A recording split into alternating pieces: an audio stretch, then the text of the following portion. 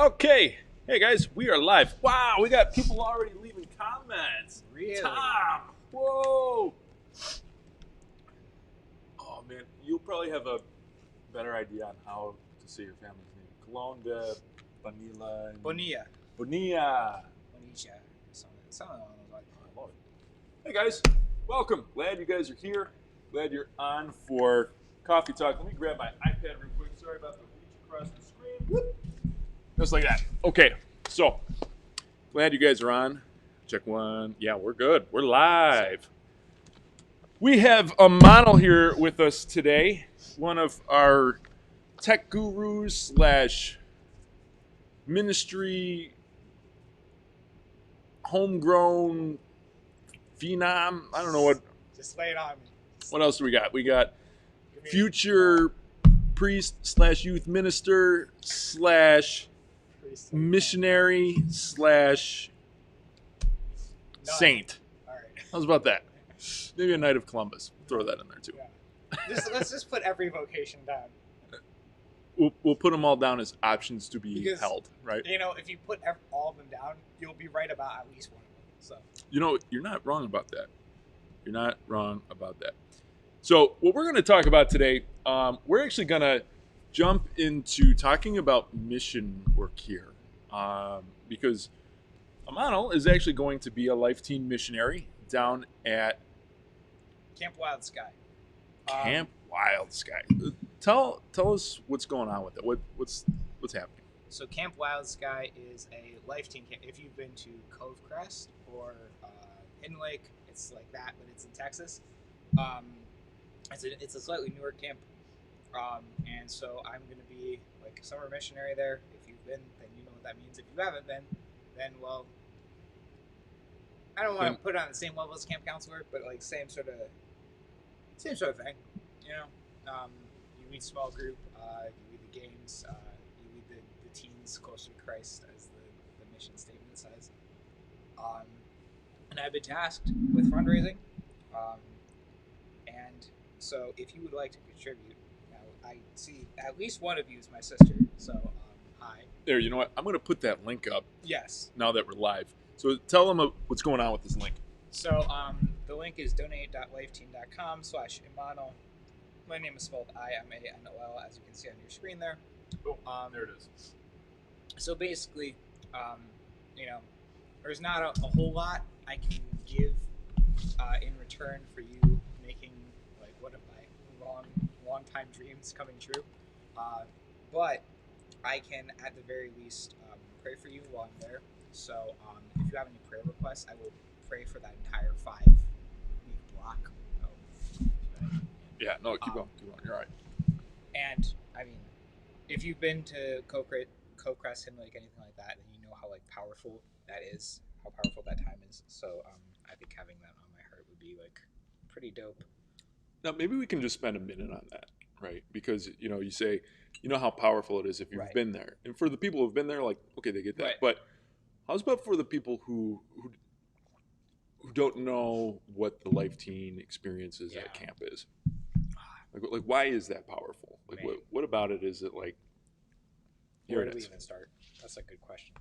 So, well, first of all, there's mass every day, which I remember. Actually, I'm gonna call out one of the people in this chat.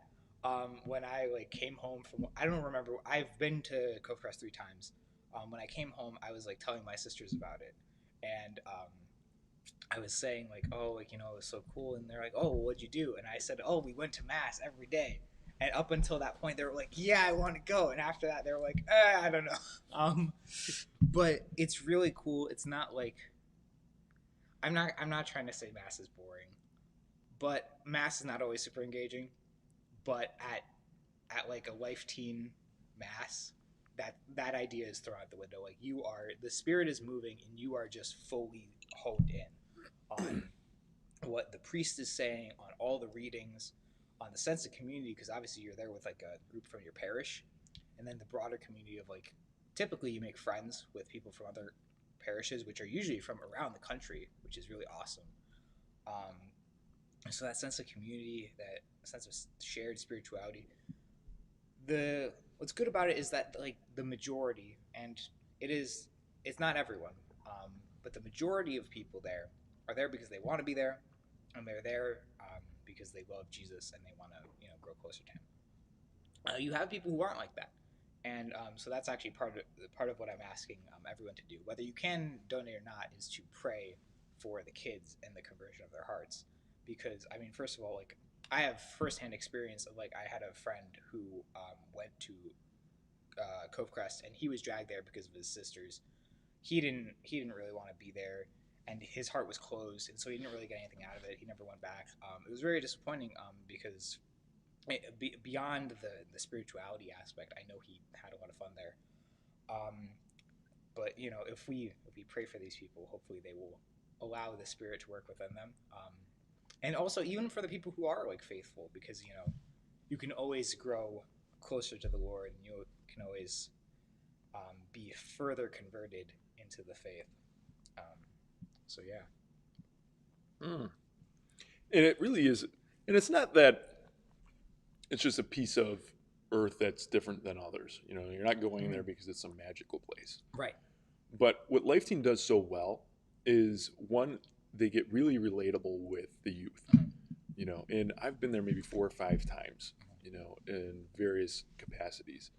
And they never cease to do that component well. And so you go in and you feel like you're at home, right? And for those who get there, like you feel like there's a hominess to it that you just feel like you can let your guard down. Right. And I think that's one of the first blocks of evangelization is that hospitality piece. And we've built that into our mission here at St. Greg's. But when we take a look at when you walk into the camp, the first thing that you're greeted with is just a raid of these missionaries, right? And so they bring their game all the way through the week that you're there.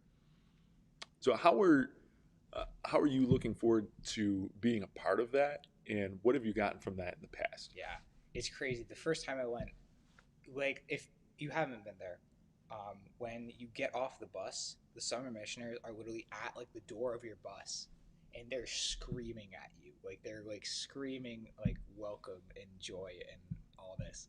And the first time I was there, I was like, oh my goodness, this is awful. Why did I come here? And this is a mistake, because I'm just not that type of person, right? Um, because I'm like an introvert by nature. So to have that was like, especially after like a like 16-hour bus ride from Buffalo, I was like, no thanks, I'm all right. I was like, let's just get out of here. So I went to the cabin and all that.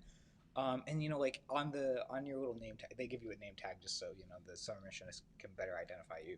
Um, it says like welcome home. I'm like, what does that mean? I've never been here before. What are you talking about? I was excited, but at the other hand, I was also kind of like weirdly disgruntled and like, no thanks. But like, and that welcome home message was like, it was there the whole time, but I was like, yeah, whatever. And even like as I was enjoying it, like that sort of left my mind. But I came back a second time, and when I saw like these welcome home messages, I was like, now I get it. I was like, I really am home. Like this is home in a way that like no other place really can be. Like it's because it's like the Spirit is there. It's a sort of like, to get all Old Testament. It's like the tabernacle where the Lord makes His dwelling place. Like that's what camp is. God is really there, and you feel that there because everyone else feels that, and so it sort of rubs off on you. And yeah, it's just, so that's awesome. And then so on the other side, right? Like now, obviously, I'm going to be the screaming missionary, which is a weird thought for me because I'm not naturally always super energetic. I can be, but sometimes I don't know, I'm more mellow usually. That's gonna be weird. But on the other hand, the fact that I have been on the other side of it, where I'm like, no thanks.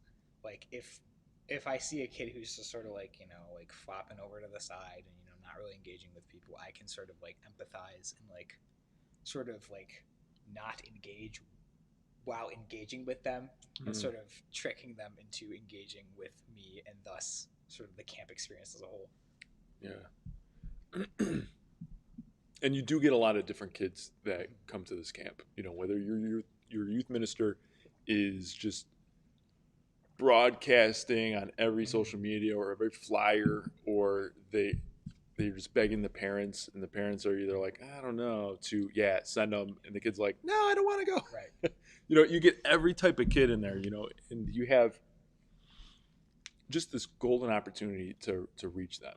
You know, and there's a variety of experiences that come along with camp, right? We always talk about whitewater rafting, and I don't know how that's going to be in Texas. Yeah, I have no idea. I don't know what those adventures are, Yeah. but there's always an adventure component to it, which is awesome. Yeah. You know, I mean, I saw a spider the size of a horse, you know, Yeah. just galloping across a rock while Yeah. we're down in the. I saw a scorpion down in the right next to the water's edge. We you know? jumped off this rock, Mm. and there were just like a million snakes, like in the cracks. Yeah, And it was just like, just go this way. You know, it's fine. don't Right. look. So that's really interesting. What would you say is the real highlights to being on camp? I think part of it is just the. This is gonna sound weird in quarantine. The withdrawal from society, exiting society for a moment. Which obviously, right now, I'm sure not all of us are like, oh yeah, I really want to just get away from people again. But you know, when you're living in the world for so long, right? Sometimes you just like you sort of get bogged down by it, and in ways that maybe you can't even really quantify, like in a way that you don't really even think about. But then when you're away, suddenly like a weight is lifted, um, because like you don't have to worry about whatever it is you're worrying about because you're just at camp. You know, literally you don't like the biggest decision you have to make at camp. Well, besides like accepting the Lord into your heart or not, I guess, is like, do I want to play like Gaga ball or do I want to play soccer? You know, like that's really you're not making monumental like life changing decisions while you're at camp really because like everything is planned for you, everything is done for you. You don't have to worry about like sort of like oh what am I going to do? What am I going to do? Because as people a lot of times we really like to be like okay, I mean not everyone, but we're like okay, so this is what I'm doing. Like so this is the plan for my life. This is what I'm going to do. And it's like okay, so how do I micromanage that plan? Like what if this goes wrong? What if that goes wrong? And let's just make sure everything like lines up. But when you're at camp, you don't have to do that, and that's really powerful because it like makes room for the spirit in your heart. Mm. Mm. So we got a couple questions here. First, Tom shoots off. I would just like to say to Imanol, thank you for your yes to the Lord. It is so wonderful to see the youth in action. And he follows up here with a question: have you been in contact with Matt and Kelly Doctor about how they coped with being away as missionaries? I'm gonna be honest. I have no idea who those people are. So. Oh. So Matt and Kelly and their family are missionaries for Family Missions Company. Oh, that family. Okay, I Yeah, know exactly yeah. what you're talking about. Yeah, Okay. that would be. I have not. That would actually be really smart. I should do that. Yeah, actually, I can set you up with their contact information after this. That'd be sweet. But just for those of you tuning in, Matt and Kelly Doctor, the Doctor family, really gave up their life here in Williamsville.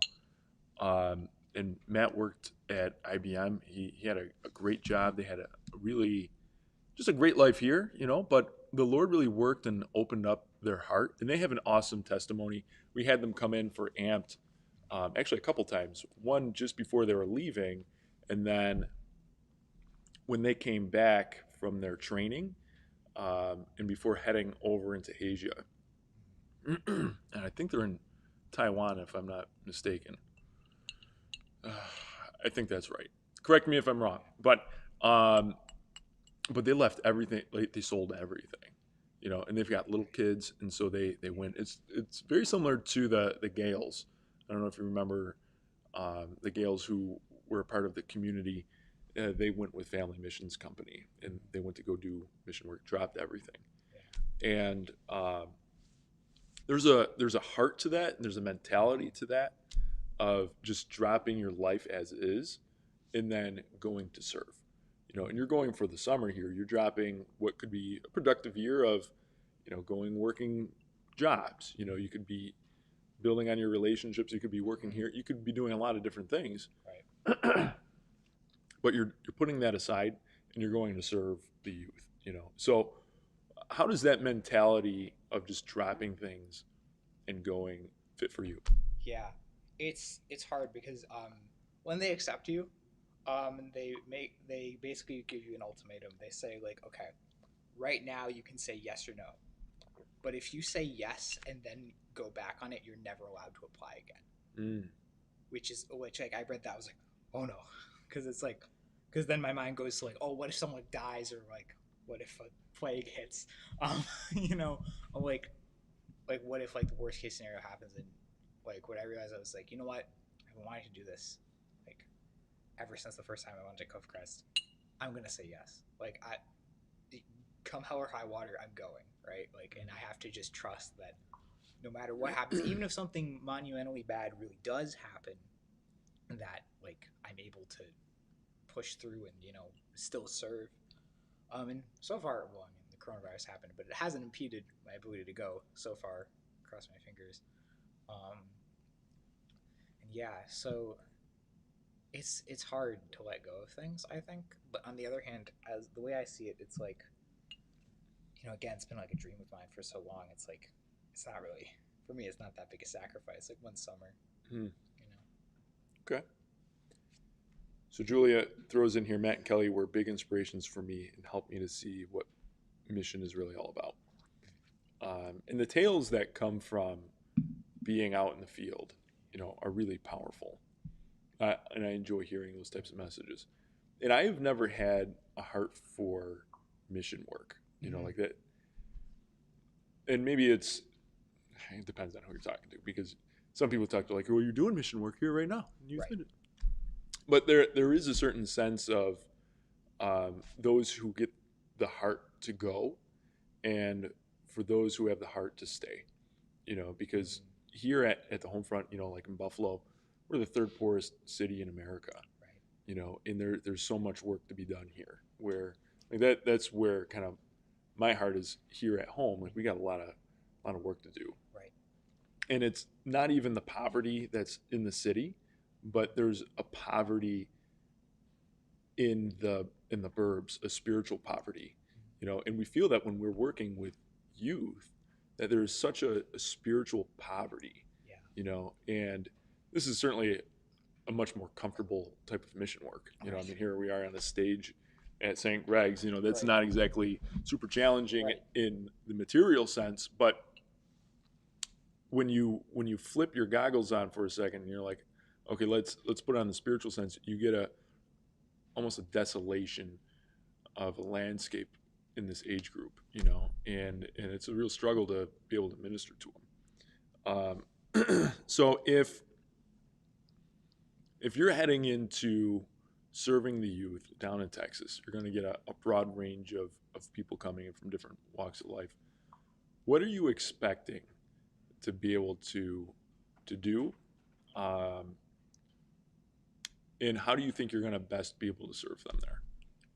Yeah. For this is gonna sound like a cop out, but I'm really trying my best to not have too many expectations. Um, I mean, especially when it comes to that. I mean, I think if I were to like set up like expectations of like, oh yeah, I'm really gonna go down there and like change hearts and minds, and that'd be, not only would that not necessarily be realistic, it'd also be kind of arrogant, um, because really, obviously, the classic only the Lord converts sort of thing. Um, Really, what I expect to do is basically what I'm told. I just expect to go down there and try to live the rule of life as best I can, and just kind of, you know, try to be as much of an instrument for the Lord as I can be. Um, and I'm sure that that plan will not survive contact with the real world, right? Like I'm sure I will start to develop expectations the more I go on. But as of right now, I mean, my only expectation is really to, serve and have a good time doing it. So you've seen a lot of ministry here. I mean, you've been not only a youth growing up through it, but you've been a core member, you've been an intern with us. Yeah. So you've seen a lot of behind the scenes stuff of serving the youth. So thus far, what one of the biggest challenges of serving teens? That's a good question. Um, so I also, as per your recommendation, I did this certification thing that Life Teen provides for youth ministers. Never actually did the final essay because it's like, well, like 20 pages. I'm a college student. But I have other papers I have to do. But there were basically, it was a series of videos that Life Teen and Steubenville had put out, and one of them was by this lady, and she was talking about like the development of teens, and I think she really put it very well, especially with the older teens, not the middle schoolers, but the high schoolers, that they have this like very strong sense of the independent I, of like me, of like this is what I think, and this is who I am, right? And they're just trying to find this as they're getting into high school, and if that I is not I am a Christian or a Catholic, suddenly it's like very hard to get in, right? Especially if you're going the other way where you're saying I am an atheist, right? Because if you have decided for yourself like this is what is true, it's an age where you really don't want to be questioned, and you really are not willing necessarily to always be open to other ideas, which is a grander problem in our culture as well. Um, so the hardest thing is getting through that barrier. Really, the barriers that the people themselves set up is the hardest part, um, because I mean the easiest thing is to be present to them, which is really the basic part of what you have to do is just to be willing to listen and to be willing to not judge, and then from there it's just a matter of sort of hoping and praying that they let the walls down so that you can get in, because if they don't, then there's nothing you can do, because the fact of the matter is, like, what is it? It's like if you would not listen to the prophets of old, then you will not listen to me, or something like that. That's in one of the gospels. Like if they're not willing to open themselves to it, then you can try to force and force and force as much as you want, but nothing will happen. Tom puts down a great thought here. I believe this will not be a hindrance, but remember to always stay focused. The devil will put hurdles in your way, but with your faith in Jesus and His Holy Spirit, you will jump over them. That is so true. That is so true, Tom. Amen, dude. Uh, Tom continues, you are a very wonderful young Christian who realizes that in our faith are only we, us, ours, no I. How beautiful. That's really awesome. Yeah, that is very cool. Thanks, Tom. There's a saying I learned at Canisius. By the way, great school. It I don't. It was there's no us versus them. It's just us. There's no divisions, because all of those are all human constructs, and when it comes down to it, we're all children of God. So none of these divisions matter. If we're willing to accept that and see that, that also makes evangelization so much easier, right? Because I mean, if you start getting into that mindset of like, oh, this person's not a true Catholic, or that whatever sort of label you want to put on a person, you suddenly sort of lose that dignity a little bit, whether it's a little bit or a lot of it. You lose that dignity, and then like, how do you evangelize someone that you don't consider your equal? Yeah, and that's difficult, because Jesus never did that. Right. Right. He didn't say, "I am God and you are just a human. You are just a human." Right. Like He came down and dwelt with us and met us right where we're at. And that is so true with any aspect of ministry. Is that you have to be able to meet people where they're at, and just see them for who they are. Now, along the way, there's going to be challenges. Yesterday I was talking with Joe about what happens when there's conflict. What happens when. Yeah, oh yeah, it was a great conversation. But it's a true conversation where conflict does happen, divisions do happen. And a lot of times we put ourselves into corners and teams, and that's not helpful. Right. It's not helpful. And there's times when you have to be able to rise up to an occasion, and you have to make a stand for something, Mhm. you know. But a lot of times we're just getting in our own ways, Right. you know. So here you are, you're ready to ship off, you know, because that date's coming in soon. Yeah. You're raising some money here. We have the link here for those of you interested in the conversation supporting Imanol. We're just trying to push him past his goal point here. So if you can throw a couple of dollars, a couple of change, or if you're feeling super generous and you just push them over the line, that's cool too. But fundraising is a big part of mission work, right? Because you're taking time away and you're not working. When you're working for the church, you're not in it for the money. You're not making big bucks, but bills still have to be paid. Right.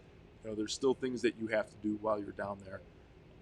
You know, just taking care of a phone or your laundry or who knows what. You know, so expenses accrue. So how has it been with fundraising? Have you had to do that kind of thing before?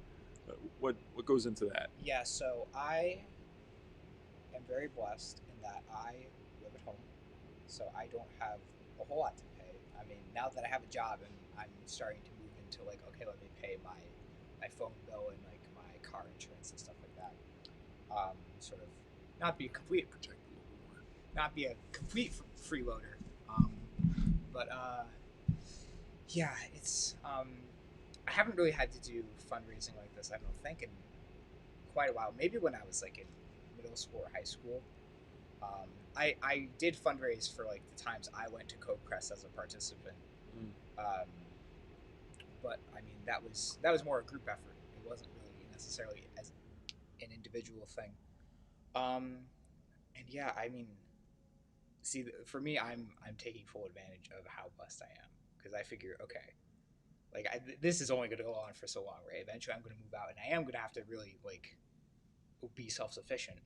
But right now, I am not entirely self sufficient, and so I figure this is the time to do mission work and to go out and to experience the world and experience like all these like holy places. Like maybe I don't know if we ever go to the Holy Land or something like that. You know, hypothetically, of course. Um, like this is the time to do it because I mean, you know, if I end up as a youth minister, right? Well, then you can go to the Holy Land as often as you want. Yeah, You know. sure. Yeah, because that's how much you guys are making for sure. You know what I mean? It's like I'm not. And I mean, I'm going. My degree is psychology. I'm going for a master's in counseling. Being a counselor is not. I mean, it's not terrible, but it's not like super high. You know, like if I was going for like a PhD, that'd be different. But like, you know, I'm not pursuing this because like, oh man, I'm really gonna get the bucks out of listening to people's problems all the time and trying to help them. Like I'm doing it because I want to do that. I think that would be cool if I could help people in some way, in a tangible way. So yeah, somehow we've gotten onto psychology. Our conversations always wander. Yeah, It's they a do. good thing. They do. But we do have a question here from Teresa. What part about being a missionary are you looking forward to the most? This was actually a question they asked me in the interview, the digital interview we did, and my answer was that like that aha moment. You know, when you're like working on that kid for like the whole week, because you know I'm only spending a week with these kids, right? Because I mean every week it's a new group. Um, but like you know you've been working on them, you've been talking to them, and then you see that like spark, you see that like click, that like oh okay that makes sense. Like whether it's you know Christ as a whole or it's like a specific church teaching that they're not understanding. Um, it's always really awesome to see that. Mm. Wow. Good questions, guys. Yeah, great questions. Great answers. Questions, answers, conversation. It's good. It's good. Okay. Okay. So then what happens when you come back, right? You finish the experience, you're on the other side of that. What do you expect to happen? No expect Right, no you know, no expectations, expectations, but yeah. what do you think is going to happen? So the only thing I can really think about, because the thing is obviously that kind of depends on what happens at camp, right? Mm. Like my story, like my post camp experience will be very different if, like you know, it's just like you know a fun 5 weeks versus like if I see like a miraculous healing, you know, that suddenly changes it a lot of like how my outlook is going to change. But the one thing that I know for certain I'm going to try to do, and I'm already trying to do it now, is to live the life team rule of life. Um, and it doesn't seem easy from what I can tell. Like there's I'd have to have it in front of me to really sort of dig into it, but there's a lot of different things, and some of them are like camp rules. Like one of the rules is like don't pursue new romantic relationships. Like obviously that's not a rule you should pursue your entire life if you feel that you are called to marriage, right? Like that wouldn't make sense. But others are like it talks about the life team core values of like love and Eucharistic spirituality and all this stuff, and like really I want to live those out because they are good values, though they do, again, they present a challenge. But that's good. I mean, if we're never challenged, we're never going to grow. So, yeah. Oh, good food for thought. Good. Tom says, Adam, when he comes back, he will join the Knights of Columbus! Exclamation point. There you go. I guess it's been decided. It's been it's been decided. Well, he is going to be the Grand Knight, so he's got some pull around here. So, how about that? So, what has your camp experience been? Because you've said you've been. Yeah. So I've been to camp 4 or 5 times. I'd have to kind of count it through, but I've been there as a core member. I've been there as a youth minister, and then I've been there as a future husband. So in 2014, I was at camp, and at the time, I was really weighing out the vocation of marriage pretty heavily, at that point with Ani. And it was at that camp that I finally made the decision to ask Ani to marry me, right? And so while I was there, I made that decision. I said, all right, Lord, unless you stop me, this is where I'm moving, And so I enacted what's called Operation Elephant, right? And so it was a year's worth of planning to have a good Catholic experience, our first trip anywhere, that was on the up. That's not like, we're going to get a hotel room kind of thing. But, we plotted it out on our 2-day trip travel where we would stay in D.C. with friends. We had that all mapped out, so this way it was on the up. And then we went down to Joe Chernowski's house because that was the whole thing. Joe was always like, whenever, you should just come and visit. And I'm like, oh, all right. And so finally I was like, this is my alibi. We're going to visit Joe. Right. Perfect. And my whole thought was like, man, she's going to figure this out. Like, why would we travel our first trip and this, that? And like, it was already kind of in some sort of conversation. I was kind of putting it off. I'm like, look, I'll decide when I'm ready. We'll have this conversation. So we get there, we get to the camp, and we're doing this whole tour. And Joe was going to take us on a tour of the camp, right? Because at the time he was working for Life Team, and they didn't live far from there.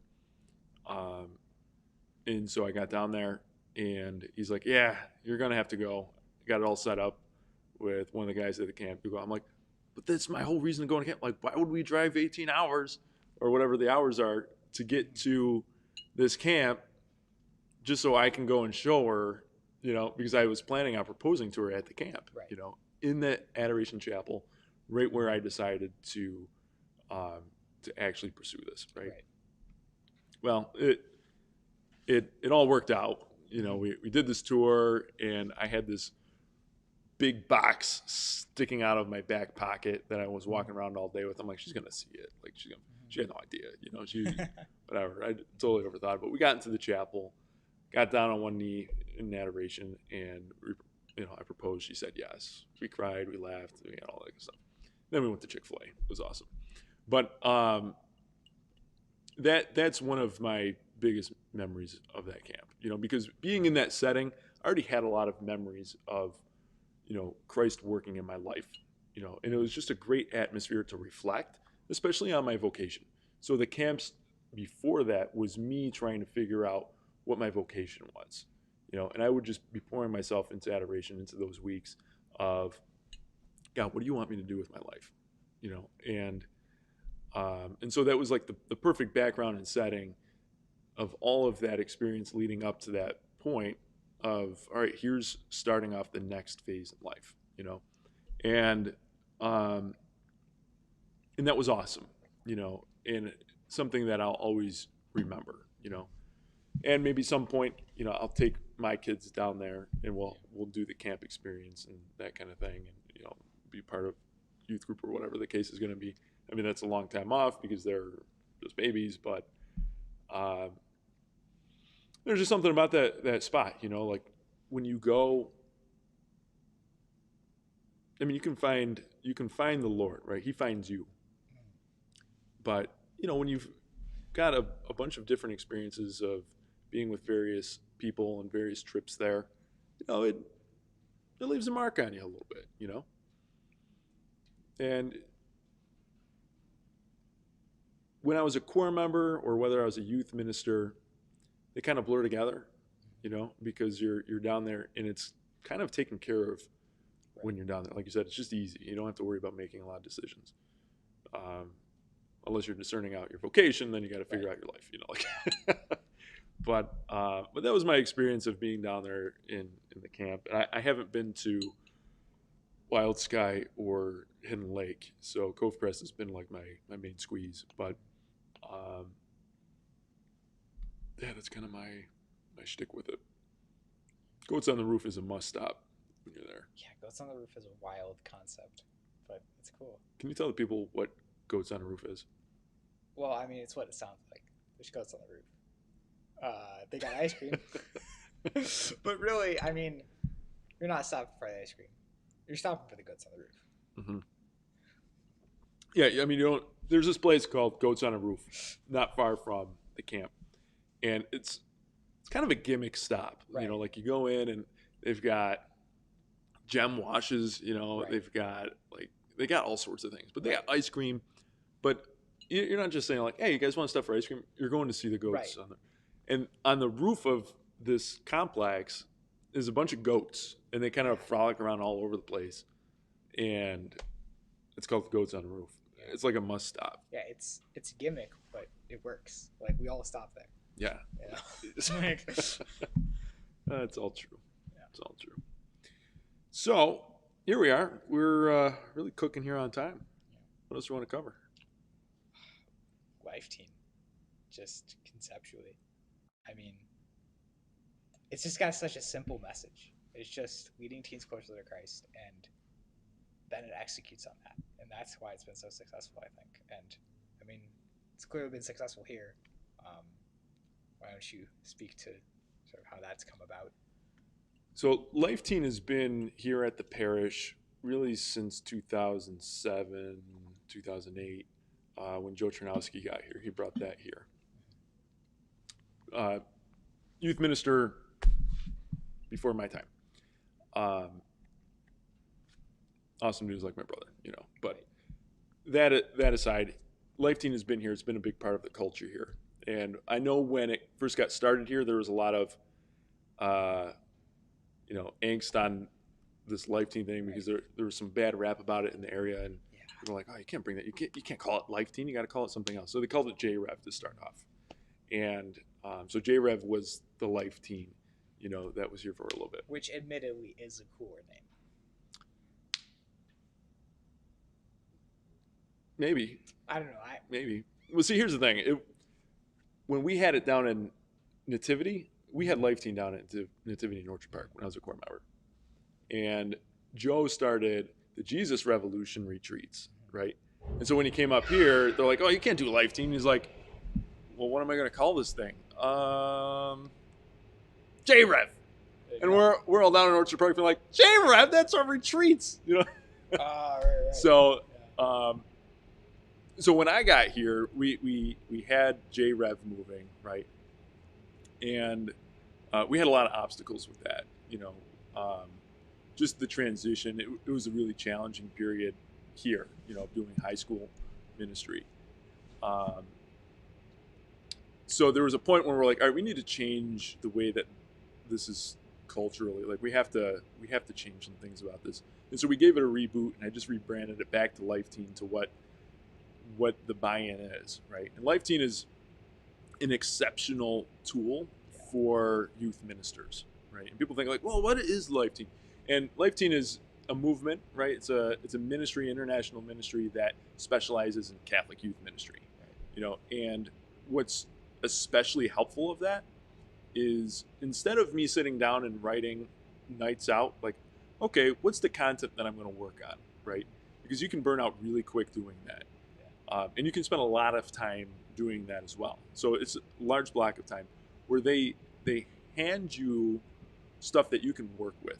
It's already researched, packaged up nicely. So all you have to do is implement and dig into your relationships. Because that, at the key of it, it's not about the thing that you do, right? Because there's always something that you can do. There's always the thing that you can do, right?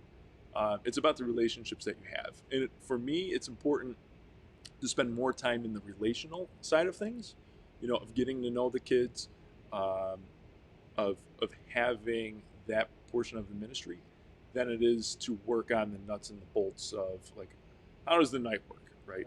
And it's easy to hand off to the core team. You know, it's like, okay, here's a plan that we can pull from and work on, and you can make it however you want. You know, if you just like one of the games, you can scrap the rest of the night and turn it however you want to. You know, it's as flexible as you want, but it's simply a tool to be able to serve your community better. You know, and that's why we buy into Life Team, is because I think that they do it better than anybody else, like resource wise. But it's a great network of youth ministers that are very active and engaged. And there's other Catholic youth ministry resources out there in communities, and some people like put things into camps. But you know, I don't necessarily want to do that. I just appreciate Life Team for what it has offered me as a youth minister. You know, and I think it makes for a better community. You know, to be honest, because then you're not just burning out really quick on producing your own content, right? Because then you're thinking like, okay, I just came up with a series, it was awesome, now I got to come up with another one. Not all right, that was a great 4-part series, now I come up, and you do that. I mean, there's a reason why youth ministers nationally are really about a year and a half before they're out, you know, and you have that burnout syndrome where you're toast, you know, because you're constantly having to put on and produce, right?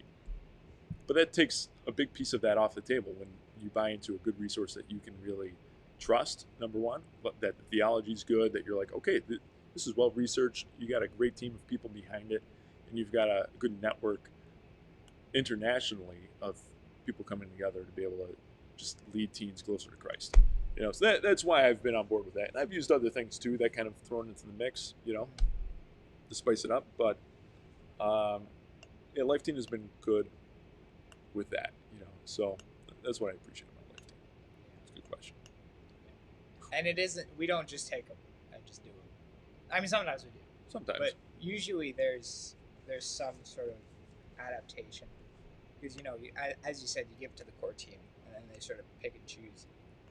And I mean, I'm not in high school. I'm not in high school core team. I can't speak to it. But at least for middle school, like, our core team is solid. And, like, there's always like, I don't like that game. Here's a better idea, or like, let me tweak the talk a little. Let me tweak whatever it is, and then we sort of like get to a fine point. Yeah, and that's, I think, one of the strengths of it. You know, is you can do what you want with it. You can just throw the whole thing away. You know, and there's been plenty of times when we have done that, where you're just like, I'm not feeling this night, and you just kind of toss it off. Maybe it's not a good fit for the environment, like with the kids. Maybe it's just you're not feeling it to begin with. Maybe it's just that you want a different game. Whatever the case, it doesn't matter. No one's here to say you need to do this. But we do have awesome core teams, you know, and the core teams are what makes youth ministry really run.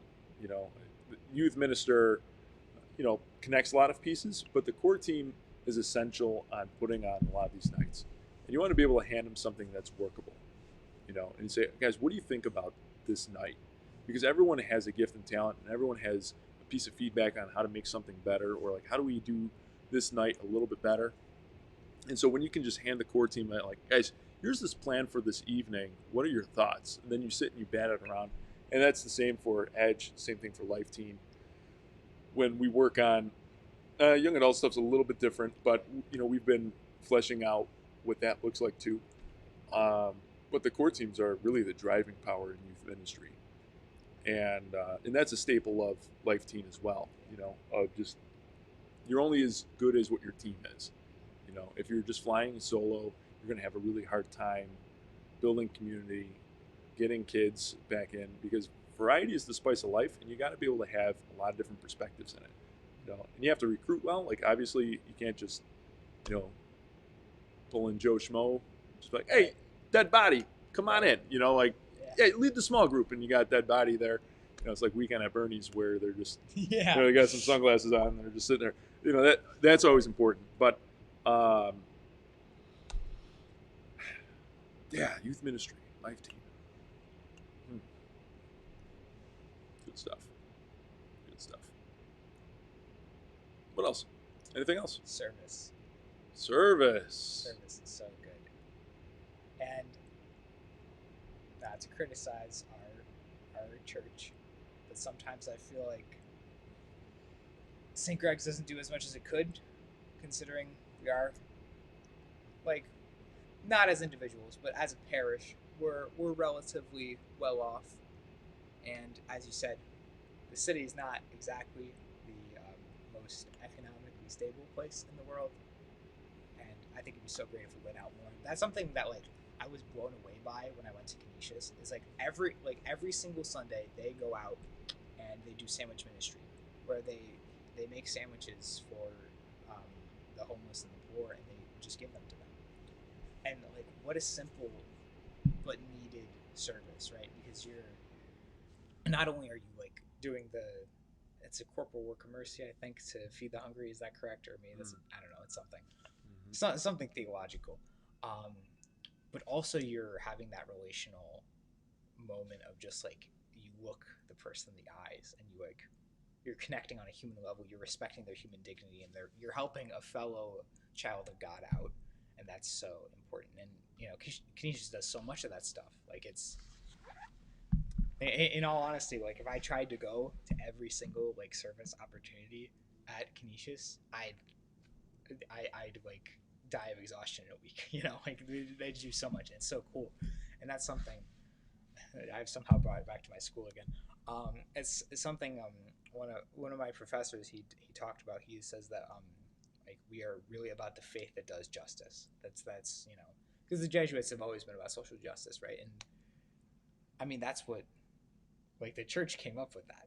Like, the church came up with social justice. And then in the modern day, maybe you don't necessarily think the Catholicism when you think social justice, but we're the originators of that, really. And we, other people have sort of taken the term and used it as they want. But, to do service is, not only is it, like, really just a good thing to do, but it's like, I mean, it says in the scripture to do it. It's like, faith without works is dead. It's like, and I mean, of course, there's other works. Like, you are certainly working, at being a youth minister here.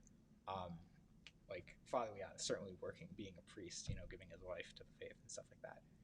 But, for us normal people, having a, I'm elevating you, above normal. This is why we keep them around, folks. Yeah, that's why he keeps me around. I'm sure other people have less self-centered reasons, but yeah, no, it's like, it's good for the soul, and it's just, yeah, man, I love service. There's a quote by a famous saint: "Be the change you wish to be in the world, or you wish to see in the world." So maybe when you come back, maybe you're the linchpin of doing more service around here. Yeah.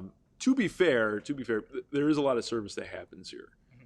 So, like, the confirmation students have to do a lot. Yeah, the school has to do a lot.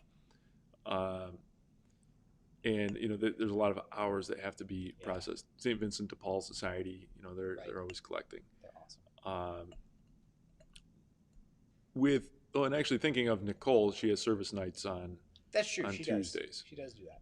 What would you like to see in the way of service done here? Like, what do you think would be a good take on that? Because those are all very good things that you just listed. But like, when I think St. Greg's service, really the only thing that immediately jumps to mind is the Jamaica trip. Oh yeah, I because didn't. You're right. that's the most visible thing, right? And that's also very good. And um, that's awesome. I think actually Canisius literally does the same trip. Like we have that exact one offered as one of our summer immersion opportunities To Jamaica. to Jamaica. Yeah, Hmm. um, working with disabled youth. Um, but yeah, that's the first thing that comes to mind. And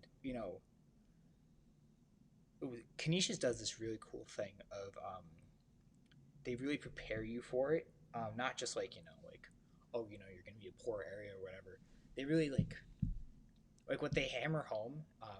They showed this video actually. It was really funny. It was like they had like a bunch of Vikings like coming into like modern day America and trashing everything, and they like filmed it as if it was like a missionary video and like like spreading spreading our values into these poor uncivilized people, and like showing them how what it really is to live, and how there's a danger in I'm going into this place and like I have a savior mentality, right? Like I'm going to save these poor unwashed masses, right? And that's obviously the wrong thing to do, but it's so like, especially when you're in faith, and like that Jesus is the way, the truth, and the life, right? And you're going to an area where that's not common knowledge, you know. Like in America, I mean, even though it's a Protestant country, right? Like a lot, like the majority of people are Christian. The majority of people know about Jesus, but you're going to places where that isn't necessarily the case.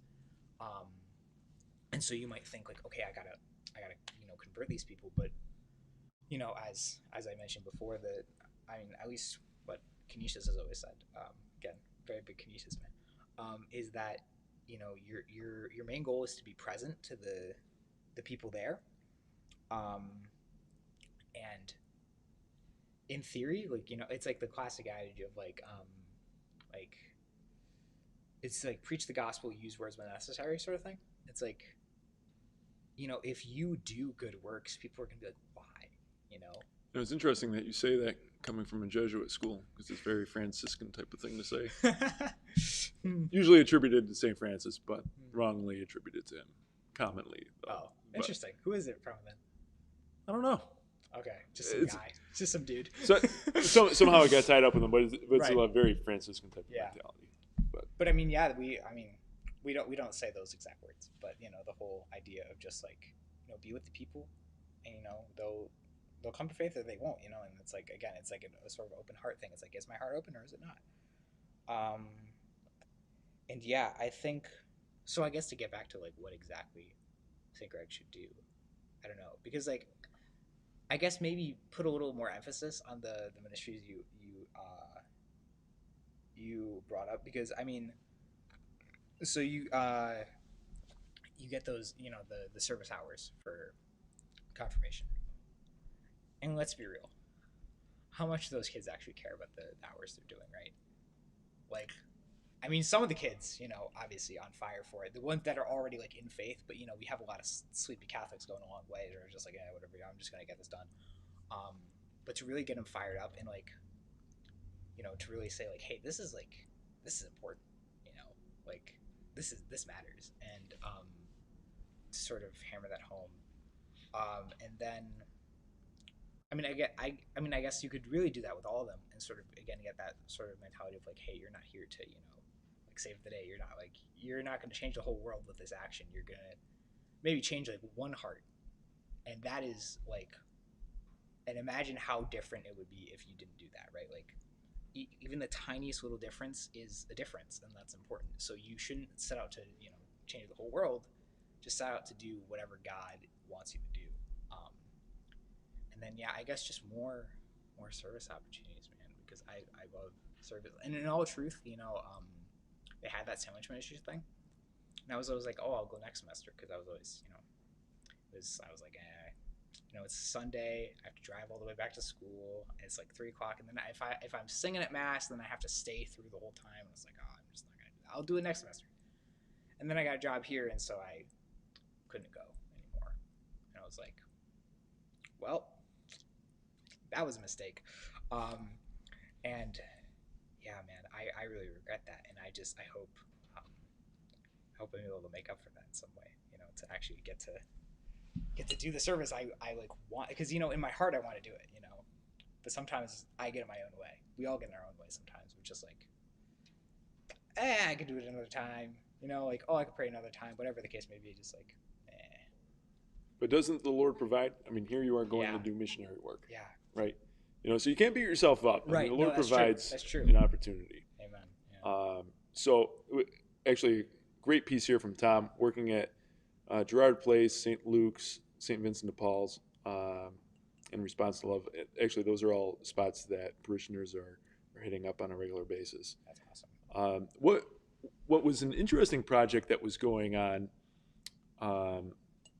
when Liz Astridge was here was doing some sort of a portal for mission /service work in the area of, hey, here's the various opportunities, pulling those all together, because you're right, there isn't one location where you could say, how can I give back, and here's the opportunities, right? Because every ministry kind of does their thing, and so what the left hand is doing, the right hand doesn't necessarily know what's going on, and that might be something to think about, is like, all right, how do we actually just broadcast these opportunities for the various groups that are around here? How do we put this all into one place? Because these are, if we tally all these up, that's a lot of different. Yeah.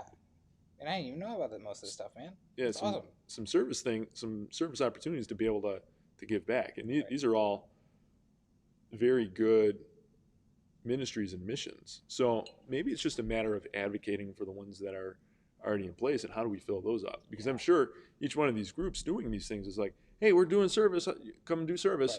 Where are all the people? And so how do we just advocate a little bit better on getting that message out? Maybe that's the question. It's like, how do we put a spotlight on that? Food for thought. Sure. Folks, if you have solutions, if you have thoughts, we'd love to hear those too. Throw those down in the chats. But at the end of the day, you need people to do it. Yes. So there's people who need to say yes to, hey, I'm going to take that on. So I wonder if we need like a bullfighter for it. Get out in the ring, start waving the flag. Right. Let's get those bulls. Yeah. Ole. And like you said, some people go, some people stay, and this is an example of, I guess it could be a little bit of both, but mostly stay. Most of these opportunities are, local. Like, it's not like you're, investing thousands of dollars into flying overseas to do service. Like, so much you can do in our backyard. Yeah, that's true. Right there with you. Actually, for the young adults, for a while we were down at St. Luke's working on a house. Did you ever make it out for one of those? Of course, when I graduated, that's about the time that it stopped. So, yeah, of course. Bummer. We are going to be looking at getting back into that. I'm kind of hungry to do that, but we got to staff up here first. I can start working on some more things, but we're getting there. Well, hey man, thanks for jumping on here and kicking around a cup of coffee or your lack of coffee. But we do have some milkshakes here. Thank you, by the way. Of course, dude. So, guys, thank you for tuning in today for Coffee Talk. We'll be back here tomorrow. What is tomorrow? Somebody's on for tomorrow. I don't know. I don't remember who's on for tomorrow. Somebody's on for tomorrow, and we're going to have a great conversation. So, again, thank you for tuning in. If you feel a call on your heart to be able to help Imanol here, push him over the edge with his funding, that could be really awesome. If not, at the very least, lift him up in prayer, put him on your prayer list, and keep him in prayer, especially as he's preparing for mission work, but especially for the steps moving through that and on the other side too. So again, thanks, Imanol, for being a part of this conversation and talking about mission and service. Very valuable. You want to close this in prayer? Of course. Cool. Come, Holy Spirit, fill the hearts of your faithful word. I'd like to lift up all the intentions of those who have and will donate to me. I'd like to lift up all the kids at all the different Life Teen camps, all the kids that are participating in Life Teen across the country, that they open their hearts to the Lord. Pray for greater service in the Universal Church. I'd like to pray for unity in the Universal Church, and for a greater outpouring of faith and love. All these things we pray. Our Father, who art in heaven, hallowed be thy name. Thy kingdom come, thy will be done, on earth as it is in heaven. Give us this day our daily bread, and forgive us our trespasses, as we forgive those who trespass against us. And lead us not to temptation, but deliver us from evil. Amen. Father, Son, Holy Spirit. Amen. Guys, thank you very much, and we will see you later. Have a blessed day.